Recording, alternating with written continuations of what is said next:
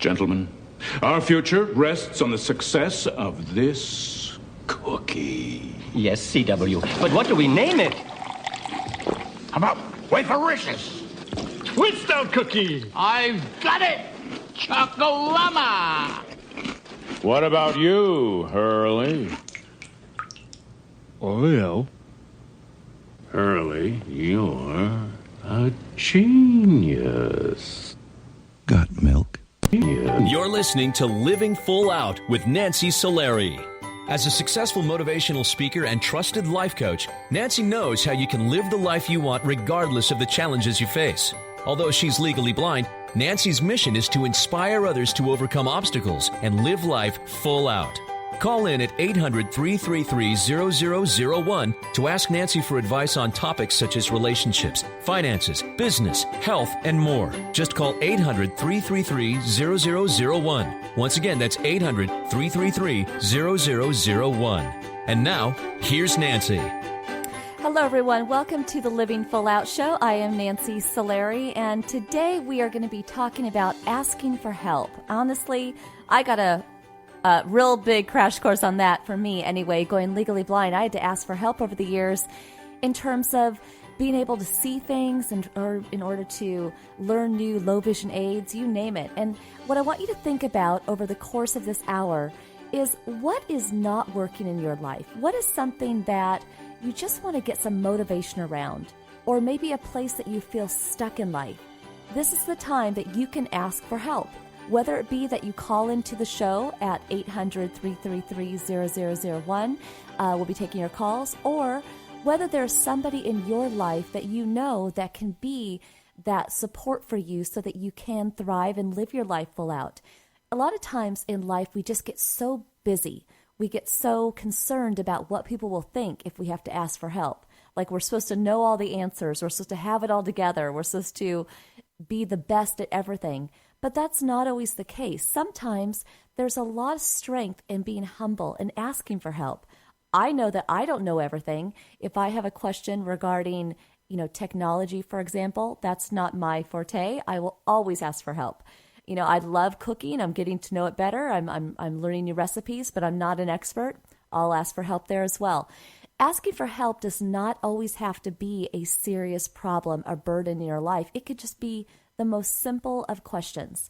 So today I want you to think about in your life, what do you want to change? What do you want to improve? And think about who that person can be that you can turn to ask for help so that you can move forward. Or perhaps we have to strategize and put together a plan of action where you can find resources or organizations that you can turn to get that extra support. Throughout the show, we are going to be taking your calls. Again, that's 800-333-0001. We also have a very special guest in our next segment that really will be sharing a heartfelt story about how he had to ask for help to overcome his condition. So we're going to go to the phone lines now. Welcome to the Living Full Out Show. Hi, Hello. Nancy. I just had a question. Yes. When you're already committed with a full-time job, how do you find time to find a better one? That's a great question. Actually, it's interesting. I had a couple clients this week ask a similar question. So you're working full-time right now? Yes. Okay. Now, do you have a consistent break in your day, or do you have any flexibility in your day to be able to change your lunch, maybe your lunch break from the hour it normally is to later in the day or earlier in the morning? Do you have that flexibility? I do have a lunch break. That's Now, about is it. that the same time every day, or can you move that around?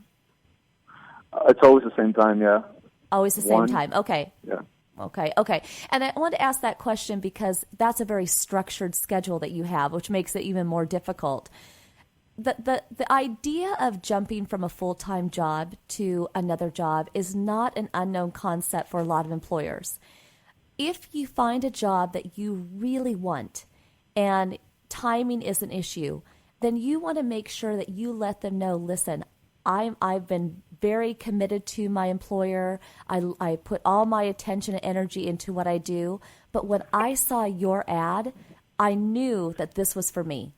And so I'd like to do anything and everything I can to apply for this job. I am in a committed job right now, and I don't want to let those employers down, just like I wouldn't let you down if I worked for you. What can we do so that I can interview with you at a time that I'm available? Putting yourself out there, because remember, people are not mind readers, right? Now, they are going to have some structure to their day, but a lot of time employers will be willing to meet with you, before 9 a.m., after 5 p.m. in some cases, or they'll be willing to work with you on scheduling around your lunch break. Is that something that you've tried? Yeah. Okay. So when you put yourself out there and you tell them what you need when you need to interview, do you get the interview? Yeah. Okay, great. So then if that's not an issue, then the next thing that you want to do is just make sure that when you go into the interview, you go strong. Make sure you've researched the company. Make sure that you've researched the position that you're applying for. Also, I truly believe in thank you notes, whether that be via email or mail, although mail is always best. So if you do all of those, I know you'll get that job. So we'd love for you to call in and keep us updated on how things go. All right. Thank you. Thank you. Take care. So that's a great question, right? How do you jump from one lily pad to another one? How do you make that leap from a full-time job to a part-time job? That was and I just got a job. And I'm just calling to get some advice of how I can manage the stress and deal with it so it doesn't get so overwhelming. Well, first of all, congratulations on the job. That's exciting. I want to hear excitement in your voice, some laughter. That's a great thing. Think of all the people that didn't get it and you got it, right? Yeah. So what stresses you out the most about this job? Is it the demands or what is it? Well, it's not really the demands. I'm going into a field that I went to school for, but I'm going into I'm going to be a behavioral specialist therapist, and it's just I'm not too confident in the information that I know, and it's just I don't want to get in and get so overwhelmed and just break down because I don't know, and I'm one of those people that don't like to ask for help, so it makes it even difficult. Or because to me, it's like I want to get stuff right the first time around. I don't want to have to ask questions. I don't want to look vulnerable about it. Are you afraid of looking good, meaning that you don't want them to see that you might not know something? Yeah. Okay. And that's a tough one to get around because a lot of times, and this is not you per se, but just in life, a lot of times we lead with ego. We lead with wanting to look good. We lead with wanting to have all the answers.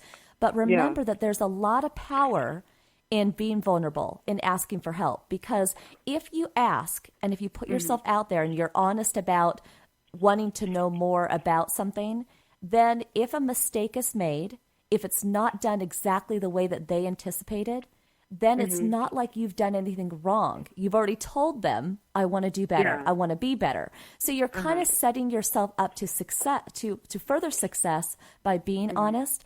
And also, so there's two parts here that are going on. Within the job that you have, I would absolutely ask them, what are your visions for this position?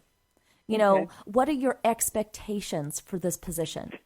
The person who was here before me, what did they do well? What did they not do well?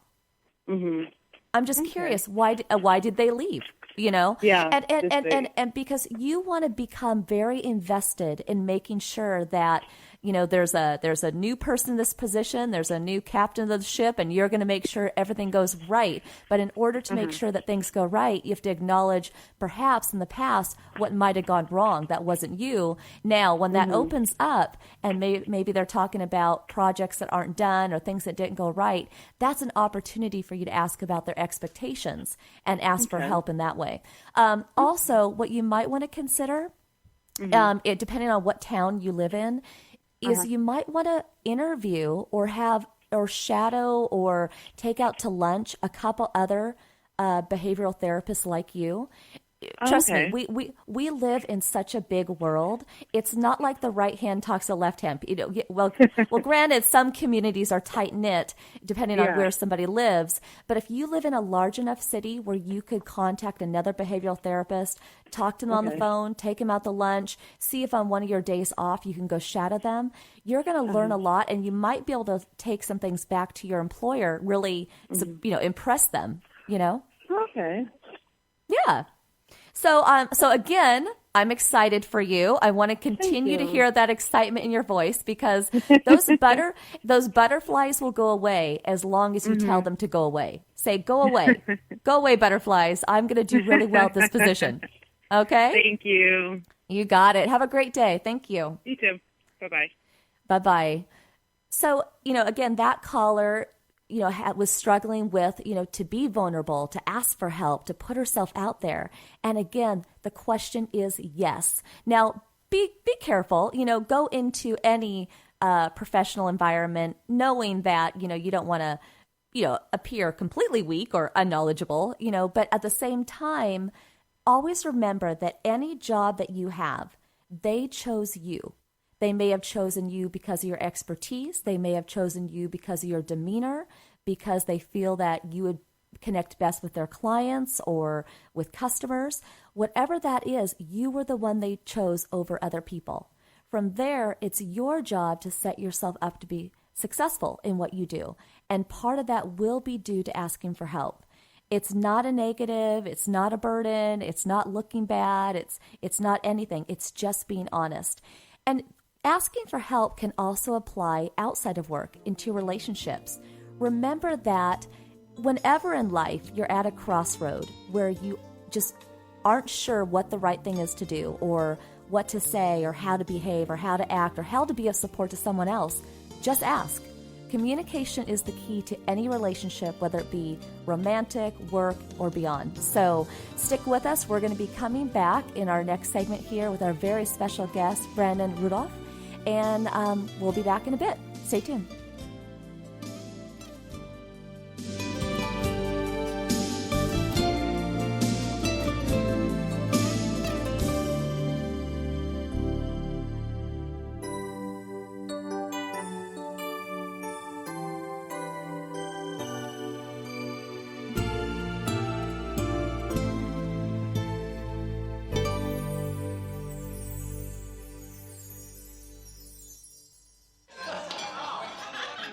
Isn't this dinner party wonderful? Jeanette and Bill did so much planning, and the house looks great. Well, it was almost canceled. Did you hear that Bill was really sick with the flu 2 weeks ago? No, I had no idea. I've been so busy at work. But my coworker's toddler was in the hospital with flu, too. Is Bill okay? It was pretty serious and aggravated his asthma. Bill got sick quickly with a high fever. Fortunately, Jeanette got him to the doctor right away. The doctor said it was flu and prescribed a medication that helped him get back on his feet. I didn't know flu was so serious. I'm at the Department of Health and Human Services. Hi. I can't come to the phone right now because I'm abusing my children. Not just verbally, but physically. I'll get back to you. If only child abuse was this easy to recognize. If you even suspect abuse, call Child Help at 1-800-4A-CHILD or visit childhelp.org. We've helped millions of people help millions of children. All calls are anonymous and confidential, so call 1-800-4A-CHILD or visit childhelp.org. Child Help. Trust your instincts. Brought to you by Child Help and the Ad Council.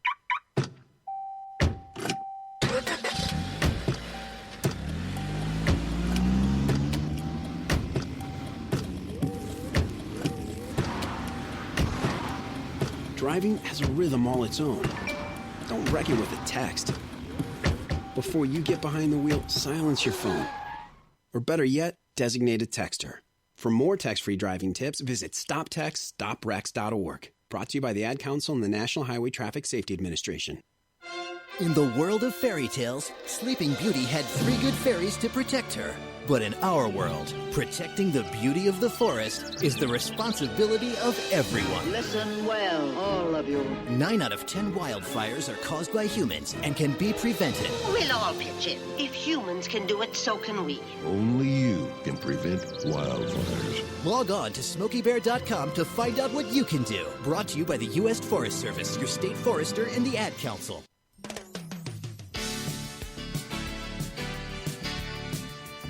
You're listening to Living Full Out with Nancy Solari. A professional motivational speaker, Nancy can help you overcome obstacles and start living full out. Call in with questions live at 800-333-0001. Once again, that's 800-333-0001. And now, here's Nancy. Welcome back, everybody. My name is Nancy Solari, and this is the Living Full Out show. And today we are talking about asking for help. You know, we're all going to have those moments in our life where we're uncertain. Maybe we're dealing with an addiction. Maybe we're dealing with a breakup. Maybe we're dealing with overall stress in our life, managing our life. And the key is knowing when in life you can ask for help, when you can turn to resources. We don't always know that right away. So I'm going to bring to us now a very special guest, Brandon Ludoff. And what I want to share with you about him before we start the interview is just how authentic and honest he is.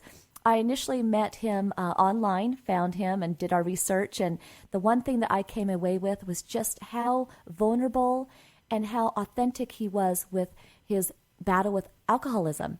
And so I'd very much like to invite Brandon to the show. Welcome.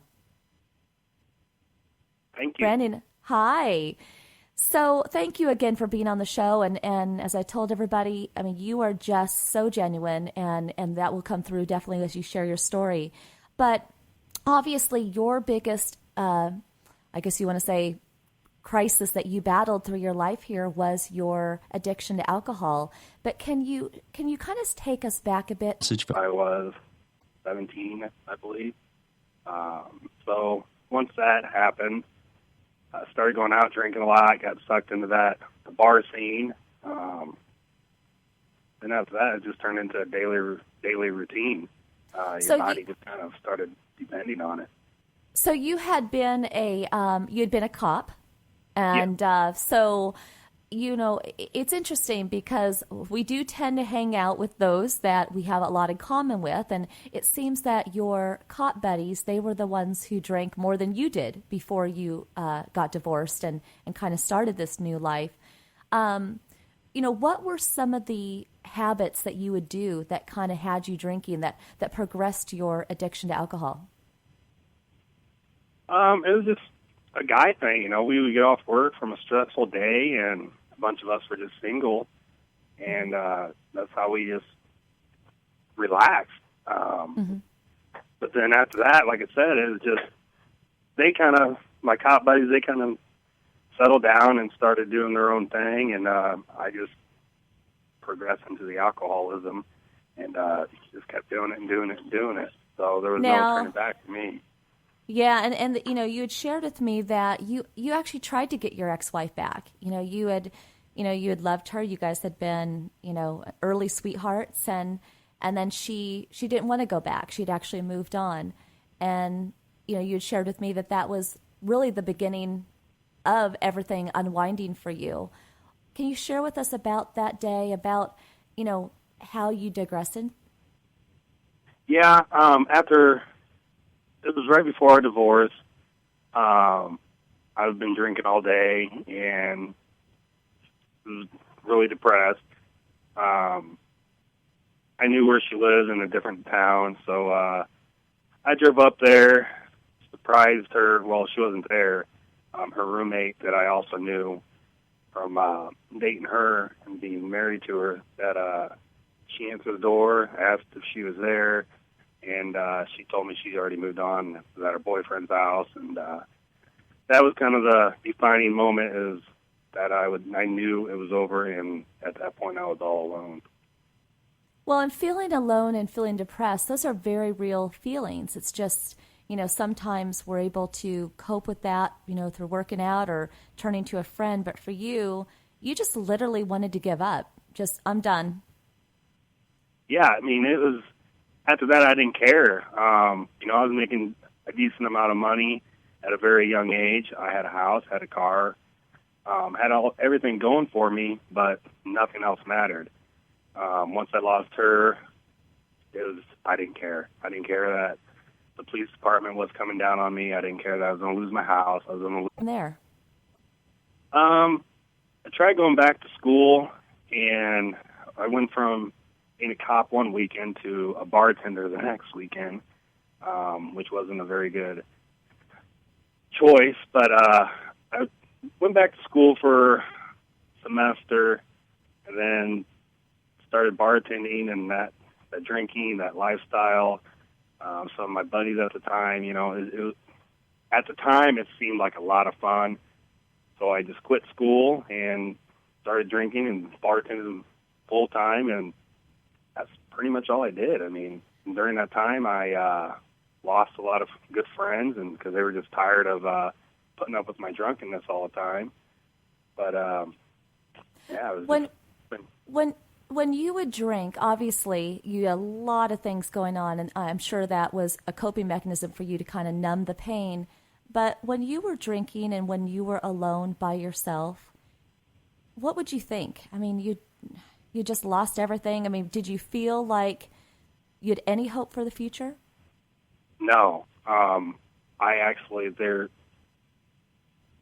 was at a point to where I was actually trying not to wake up the next day. The more I knew it was unhealthy with the way I was doing it. And after a while, the booze wasn't even strong enough to let me sleep through the night, so I started taking sleeping pills on top of that. So the combination of the pill and the booze, and I just did not want to wake up the next day, and it was almost kind of a disappointing feeling when you did, because it's a lot of energy to go out and get drunk like I did every single day, and I knew I had to keep doing that or I was going to have to deal with life on life's terms, and at that point in my life, there was no way I could do it. So the only way I could dull that pain was just to get as drunk as possible, as quick as possible, and at that time, hopefully it didn't have to redo it all over the next day. Yeah, and I can feel that through your voice. I really can. Now, there was the day that you were bartending, and you shared with me that part of your job was drinking on the job, which, again, not probably the best career choice. But no. Share with us about the day that you just felt so sick you couldn't work. At the bar I worked at, it was okay for the bartenders to drink. Obviously, not at my level that I was drinking, but I would stay up all night drinking. Usually I didn't have to be back to work probably till about 5 o'clock, sometimes earlier if it was like on a Sunday. But my typical routine was to get up, shower, have whatever booze left from the night before to get in my system so I would stop shaking. Then once I would get to work, I would fix me a strong drink, a couple shots, and that would kind of like knock me back into the game to where I could relax, focus on work, and just party all night long. This particular Friday afternoon, it wasn't working. I didn't feel good. I gained a lot of weight. Some family members, my sister came in and told me my skin was yellow, and nothing was registering in my mind of how unhealthy I was. But I just didn't feel good, and I knew something was wrong since the alcohol was not helping at all. So I told my boss I had to go home. I don't feel good. He told me, yeah, you don't look good. Went home, called my mom, said, hey, I need to go to the ER, and went in the ER, and it kind of everything happened so quickly, and they were concerned, and, well, I ended up with liver damage, and it was acute alcoholic hepatitis what I ended up with. So they said if I would have stayed out there another week or two, I probably would have been dead. Now, you get that news, and are you automatically set on changing your ways and sobering up, or did you just kind of take that news and put it aside? Once I got out of the hospital, my parents said I could move back home with them, but I couldn't drink and had to quit my bartending job, which I understood all that. And, you know, you get out of the hospital, and it's kind of sunken in how severe everything was. You're just not addicted to the alcohol, but I was addicted to that lifestyle, too. So everything I knew revolved around going to a bar, hanging out with friends that hang out in bars, and it was just always drinking was involved. So I didn't really even know how to have fun, communicate, be social with anybody unless I had some kind of a drink in the hand. So during those 2 or 3 months, or once I got out of the hospital, it was kind of a struggle because I was bored all the time and I didn't know what to do. So yeah, eventually I caved in, and that's when the relapse started to happen again, because it wasn't that I craved the alcohol, but I wanted that rush of the whole lifestyle, that nightlife, the fast lane. So it took a toll on me again. So yeah. Now, I'm sure that came with a lot of disappointment. You know, there's a certain amount of anxiety and nervousness, I imagine, before you take that drink. So you know you're just breaking a cycle of healthy to go back into it.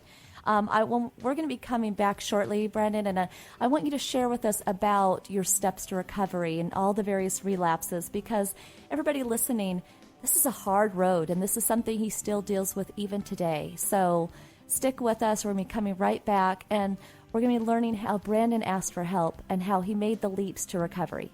We'll be back.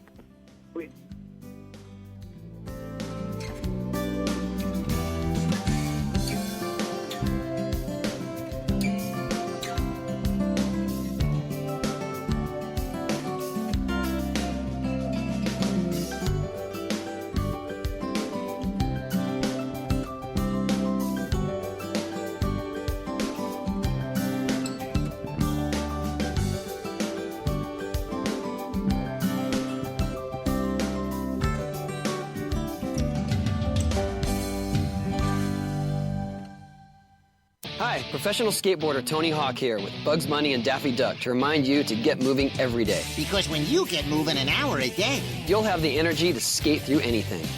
Nice play on words, Doc. That's how I roll, Bugs. So whether you like to work the half pipe, now that's catching air, kick the soccer ball around, or dance in your room, just move it your way. For an hour a day. The way you like to move, as long as you're moving. Carve out some time every day and get active. Because it's time to do a 180 on what you think exercise is. Because it can be whatever you want it to be.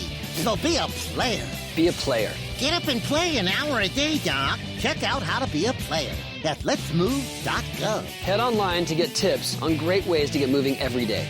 At www.letsmove.gov. Let's hear that one more time, Doc.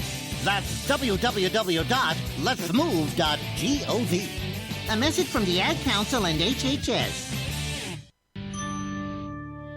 I want to change some things. I want the moms where I live to have childcare they can trust. I want to make sure my little brother and his friends have a safe place to play. I want to help more kids graduate from high school. Help more hardworking families learn how to budget and save. I want more of my neighbors to have access to health care. Want to make a difference? There are so many ways you can. Help create opportunities for everyone in your community. I want to change what I see around here. United Way is creating real, lasting change where you live by focusing on the building blocks of a better life: education, income, and health. I mean, I just want to see more smiles on my sidewalks. Reach out a hand to one and influence the condition of all. Give, advocate, volunteer. Live United. For more, visit United Way at liveunited.org. Brought to you by United Way and the Ad Council. You're listening to Living Full Out with Nancy Solari. As a trusted life coach, Nancy will help you overcome setbacks and embrace all life has to offer. Call in with questions live at 800-333-0001. Once again, that's 800-333-0001. And now, here's Nancy. Hello again. My name is Nancy Solari, and this is the Living Full Out Show. And right now, we are engaged in a great interview with Brandon Ludoff. He's sharing with us about his experience, his journey being an alcoholic over the years, and how, you know, he really strived to not drink, but kept getting sucked back into the lifestyle. I'd like to welcome back Brandon. Hey. Hi.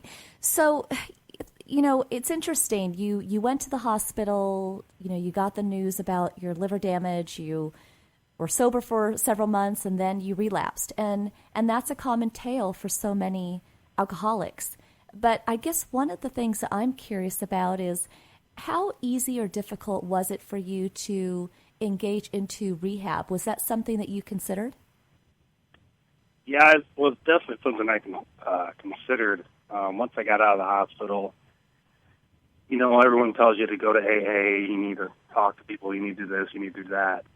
But until I actually got into rehab, I was kind of lost. I didn't really know what to do. I did attend some AA meetings, but I knew I had a lot of things wrong, but I didn't know how to fix them.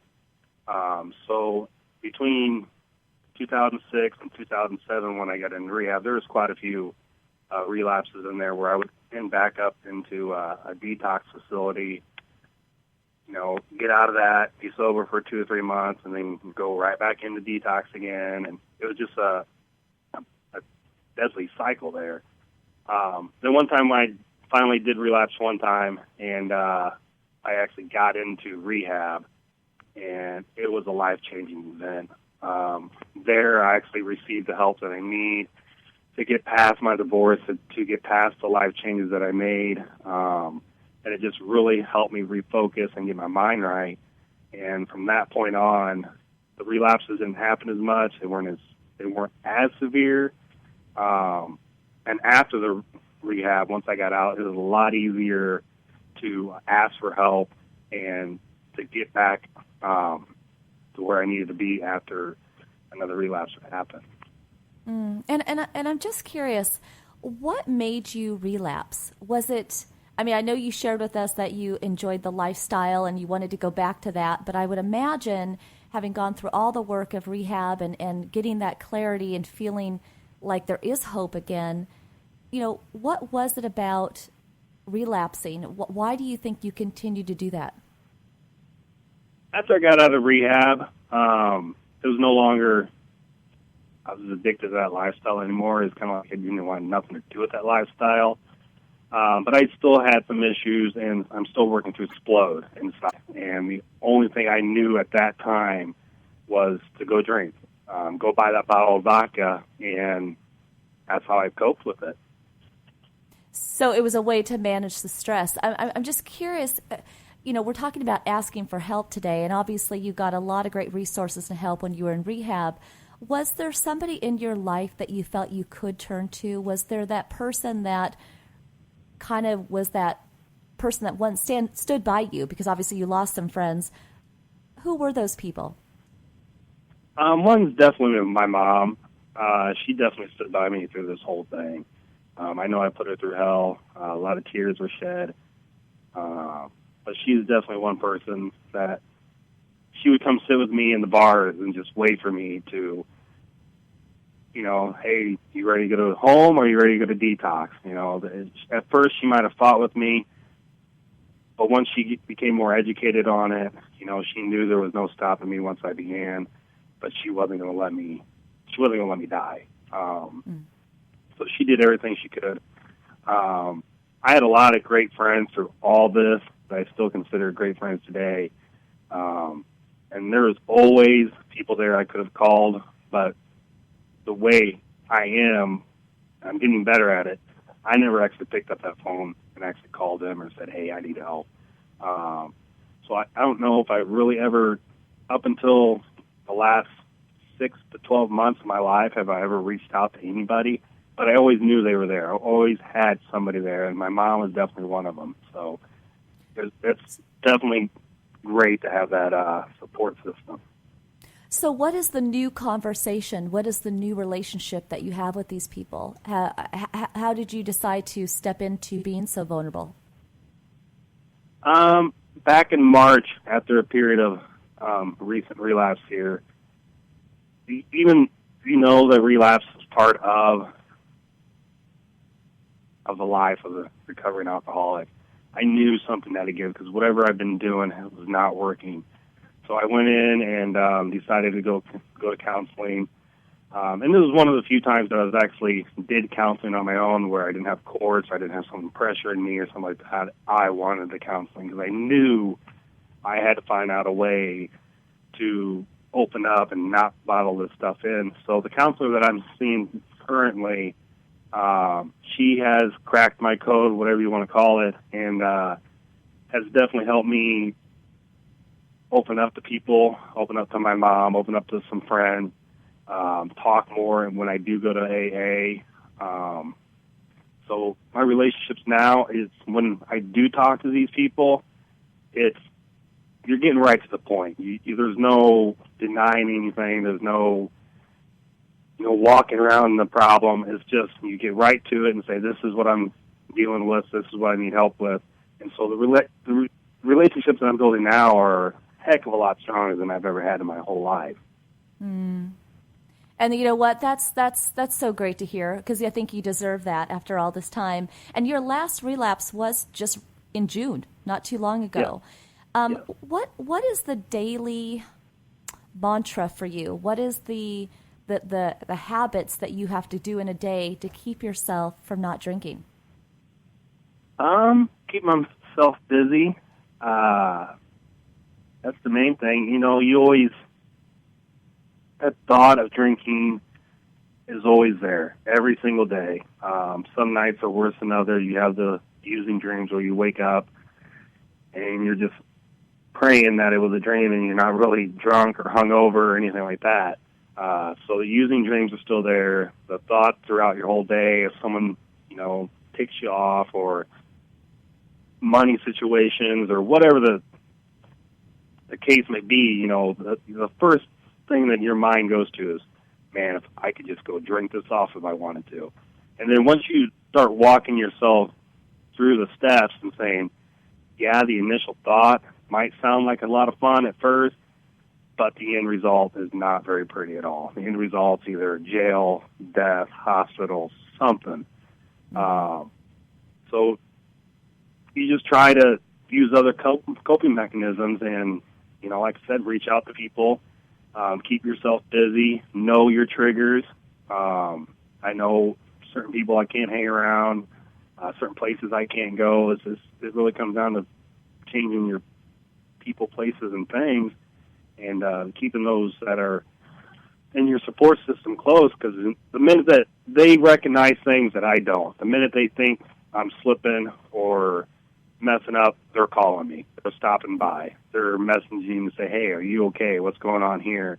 So with me opening up more, revealing more of myself to them during those bad times when I don't even know something's bothering me, they're able to pick up on that too. So all that just happens regularly. Wow. And it's interesting. We had somebody just chat in with us who has a question for you. Do you have a different perception now of living this journey, living it every day?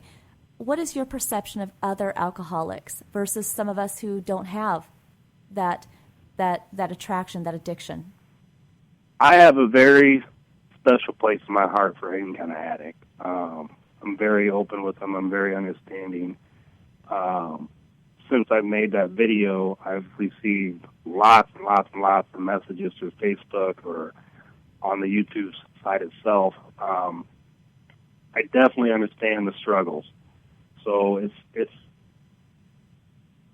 I like to talk to them, but then I also know that the work that they have to do to put into it to make sure they're serious. But yeah, I definitely have a special place in my heart for other addicts. For somebody who is listening today who is dealing with alcoholism, is dealing with that addiction, or fears that maybe someone in their life has that addiction, what advice would you give them?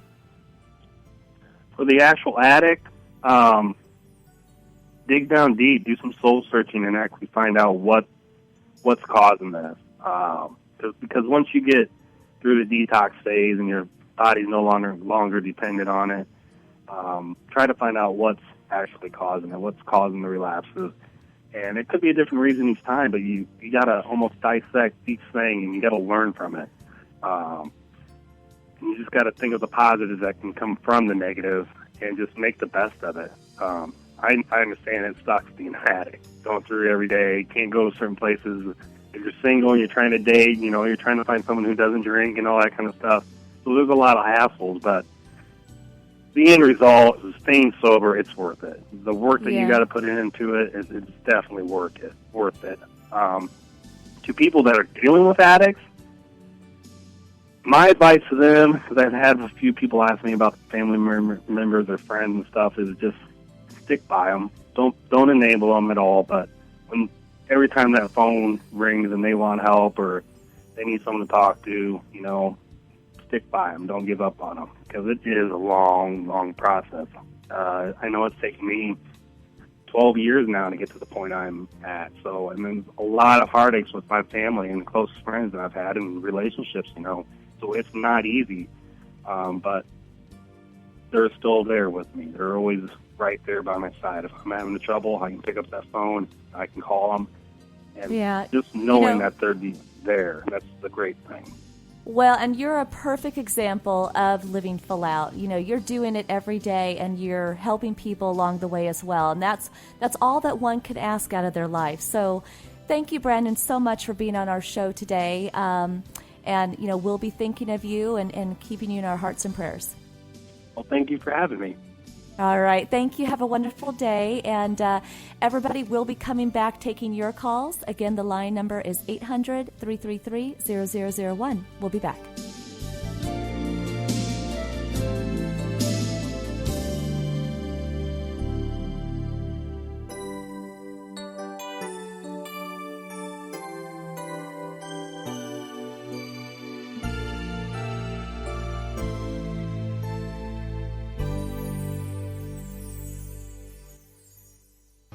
Hey, Dad. Yeah. You remember that ball game we went to a couple years ago? Sure. And how you didn't have enough cash for 2 hot dogs, so you walked with me on your shoulders until we found an ATM? And then when we got back to our seats, we never saw the hot dog guy again. Well, I don't remember all that. Yeah, that was an awesome game. You never know which moments will be the ones they'll remember forever, so take time to be a dad today. Learn more at 1-877-4DAD-411 or visit fatherhood.gov. Brought to you by the U.S. Department of Health and Human Services and the Ad Council. Medical mistakes claim tens of thousands of lives every year. The healthcare community is working on it, but you can help. When you communicate with your doctor, when you ask more questions, you reduce your risk of suffering a medical mistake. Doctors can't answer if you don't ask. Help reduce your risk. Questions are the answer. Learn the 10 questions you must ask. Visit www.ahrq.gov. This message brought to you by the U.S. Department of Health and Human Services, the Agency for Healthcare Research and Quality, and the Ad Council. I'm getting a catcher's mitt. I'm getting ice skates. I'm getting a devastating flood. Adults are generous. We're even giving kids global warming, but we can still reduce greenhouse gas pollution. Go to fightglobalwarming.com. Brought to you by Environmental Defense, the Robertson Foundation, and the Ad Council. There are many sounds in your daily life. Ones that make area. With updates from local sources you know and trust, you can be in the know wherever you are. Learn more at ready.gov/alerts. Brought to you by FEMA and the Ad Council. This is President Barack Obama. In the story of America, the greatest chapters are moments of challenge, when we see people serving their country and one another. Volunteers who step forward into hospital corridors and church basements, along levees and fire lines. And the next chapter is yours to help write. Sign up to volunteer at usaservice.org. That's usaservice.org. Let's renew America together. A message from Renew America Together, brought to you by the Ad Council. Being courageous and being vulnerable in asking for help can be your vehicle to living full out. You do not have to tackle any challenge, any addiction, any tragedy, any crisis on your own. You can get support, whether it be resources, friends, family, or this show. We are here to help you live full out each and every day. But it's up to you to step forward. It's up to you to reach out your hand and say, I need help.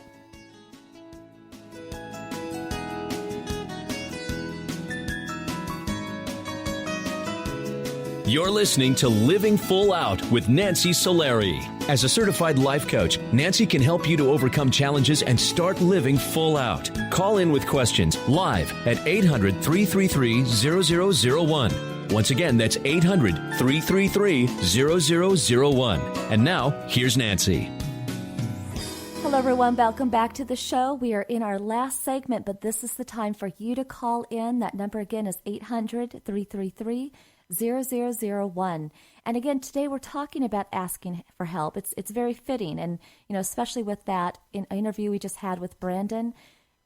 It's interesting how in life we just have to let ourselves be open. We have to be vulnerable. It's so important to connect with people in that genuine, rich way.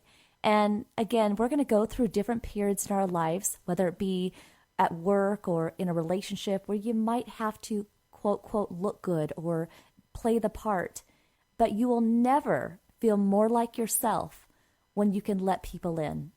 And, when you let people in, sometimes it's to share good news. Sometimes it's not asking for help. Sometimes it's sharing your hopes and dreams and letting people know about the vision you have for your life. But in order to get to that vision, in order to make those hopes and dreams come true, we're going to go along a path. We're going to have a plan. But the plans don't always work out. Things are going to pop up. Crossroads are going to come where you're going to need advice sometimes. Do I go left? Do I go right? Can I even do this? And that's when you want to have those friends and family members close to you that you can turn to. You want to start developing those strong relationships now. So when you need those people most, they're there for you. So we're going to go back to the phone lines. Welcome to the Living Full Out Show. Hello, welcome to the show. Thank you. Hi. So tell us what's going on. How are you? I'm good. Both been really on me to get a job and be getting better grades. And basically, I'm diagnosed with depression, and my mom knows that she's really kind with me. And I think my dad knows, but he doesn't want to know. And he's kind of a macho guy. So I'm just kind of going through a hard time, and I've been reaching out to some friends, and I kind of just want to open up to my dad and be like, hey, Dad, I kind of have this big problem, and I want you to know. Mm-hmm. It's interesting when connecting with people, whether it be parents or family or friends, about depression or any condition, a lot of times they're going to better understand it when you can give them the emotions of it. So let me ask you a question. With the depression that you have right now, is that on a daily basis? Yes, I would say it's on a daily basis, but some days are better than others. Okay, and does any certain event or memory or anything trigger that? Yeah, I have 3 pretty large events in my life that have kind of made me what I am today. Okay, do you want to share one of those? Yeah, my junior year of high school, I was 17 years old, and basically my best friend went for a run, and he had an enlarged heart, and he passed away right there. And I've really I've had a lot of time. That was about 6 years ago, so I've had a lot of time to cope, but it still lingers on my mind. And I'm going through college, and I'm having these experiences, and I just wish he was here with me. Well, and that's a very true feeling, right? And the feelings that come from that are missing him, sadness, regret. Did you get to say everything you wanted to say? I mean, people go through that every day. So know that that's not something that you should hold that burden yourself. And when you're talking to your parents, for example, let's just take that one time in your life when your friend passed away. Share with them about how much that influenced your life, how that impacts you even today. Don't make it so much about the depression. Depression is the name we put to the feelings, but it's the events in our life that cause us to have those feelings. And when you open up that dialogue, now it's not so much about a clinical term like depression that they can't quite wrap their arms around. It's about our son needs help. our son is hurting, and no parent wants their son to hurt or daughter to hurt. That's not the goal. And with your friends now, the friendships or the relationships that you have today, your friend, and what's your friend's name, the one who passed away? Ian. Ian? Do you think Ian would want you to have really strong relationships? Would he want you to go on and make really good friends? Yeah, absolutely. Yeah. Would Ian want you to be sad? No. No. And so it's really important that when people pass away in our life, we have to hold their memory. We have to hold who they were near and dear to us. We don't want their life to just go away and not to have cherished that. So the best thing that you can do for Ian is to have really strong relationships. Really, what relationships like you and him had. It'll never be the same, but you want to have relationships of depth. You also want to talk about Ian all the time. Keep him around. I know it may seem sad, but like, for example, my dad passed away 4 years ago, and there are some family members that don't want to talk about him, and there's others that do. And I love talking about him. I love knowing that he's still alive in my heart. Like, I never want to forget his voice. I never want to forget the memories. So talk about Ian. So now when you open up the channel of communication with your parents about how you're still dealing with the sadness around your friend's loss and how that has caused you today to still feel depressed, now you're able to start talking about Ian again. Does that all make sense? Yeah, no, that's great advice. Yeah. And honestly, I've only known you for minutes here on the air, but you're someone that I would want to be friends with. You're someone that I would want you to tell me all about Ian. And usually somebody helps you to try to find ways to do self-care. Is there anything that helps you relieve that pain, that stress, that sadness? Yeah, I coach youth football, and I really enjoy that. And like, I'm not sad because I'm around a bunch of kids, and I love football. So, well, and so do more of that. Do more of that. Yeah. Work out. Coach, mentor, and that is living on purpose. That's living full out. And again, that is something that Ian would be so proud of you that you're doing. Thank you. I really appreciate that. Absolutely. Absolutely. I have no doubt that as you go along, the depression will start to become less and less. But it's right now, when we hold things inside, when we hold pain, frustration, stress inside our bodies, it's kind of like a soda can. You're shaking it up every day. You're keeping it inside. And then when you pop that top, what happens? You explode. It explodes. Right? And sometimes that explosion is in tears. Sometimes it's anger. And sometimes it's depression. So pop that top. Have a good cry. Communicate. Talk to people. Share with your parents what's going on. But you want to diffuse that energy that's inside your body. Yeah, that makes sense. Mm-hmm. And just know that we're here for you. You're welcome to call in anytime. We want to make sure that you're safe and happy. Okay? Thank you. Thank you so much for calling in. Have a good day. Good weekend.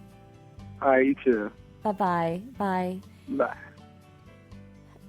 I just think that call was fantastic. I love that he is reaching out. I love that he's asking for help around issues that were in the past that are still with us today. And when we look back at Brandon, at his interview, the divorce of his love, the love of his life, all the pain, all the frustration, and all the letdowns of continually drinking and being on the wagon, off the wagon. Our last caller and Brandon and any one of us, we're not that much different. The whole point of this game called life is that you play it. You play it big. And the way that you play it big is not to keep all those demons or fears or pains inside your body. It's to let them out. Because I promise you this, somebody else, near and dear to you, 6 degrees of separation, whatever you want to call it, somebody else is dealing with a pain similar, not exact, but similar. And what a great way to be together. What a great way to live full out together than to communicate. I want to thank everybody who called into the show today.